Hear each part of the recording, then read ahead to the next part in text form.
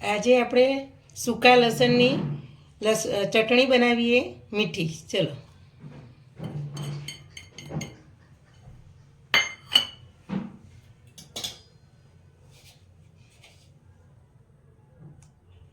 થોડું લસણ નાખ્યું, એક ફેડવા જેટલું. હવે થોડું મીઠું નાખીએ.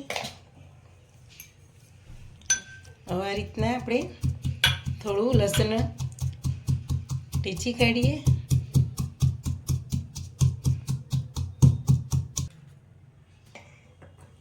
નાની અડધી ચમચી આખું જીરું નાખીશું. પછી એને પણ ટીચી દઈશું આ રીતના. હવે આપણે લસણ જીરું ટીચાઈ ગયું છે. હવે આપણે 3 ચમચી ભરીને મરચું નાખીએ. એને આ રીતના પણ ટીચી કાઢીશું આપણે બધું મિક્સ. આ રીતના ખાણી પરાસમાં ટીચેલી ચટણી સરસ મીઠી લાગે છે ખાવામાં. હવે 1 ચમચી જેટલો આપણે નાની ચમચી જેટલો ગોળ છીણેલો નાખીશું. પછી પાછું ભેગું ખાંડી કાઢીશું આ રીતના.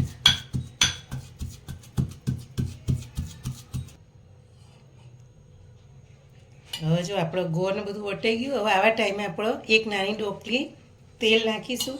જો તેલ ખાતા હોય તો તેલ, અને ઘી ખાતા હોય તો ઘી નાખી દેવાનું. એક ડોકલી 1 ચમચી જેટલું. પછી પાછું બધું મિક્સ આ રીતના કરી દેવાનું. જો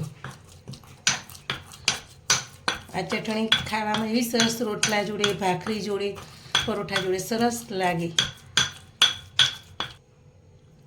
જો આપણી ચટણી હવે તૈયાર થઈ ગઈ. હવે આ ચટણી આપણે વધારે બનાવીને મૂકી રાખવી હોય તો 10 દિવસ સુધી ડબ્બામાં ભરીને ફ્રીજમાં સરસ એવી ને એવી 10 દિવસ સુધી તમે ખાઈ શકો. પણ જ્યારે ખાવી હોય ત્યારે વઘારેલી ખાવી હોય તો નાના કઢાઈમાં ઘી કે તેલ મૂકીને તમે વઘારી શકો છો. અને હવે આવા ટાઈમે આપણે થોડું ખાવાના ટાઈમ ઉપર લેવી હોય તો થોડું પાણી આ રીતના રેડી, પછી પાછું દસ્તાથી આ રીતના મિક્સ કરી અને આપણે લઈ શકીએ.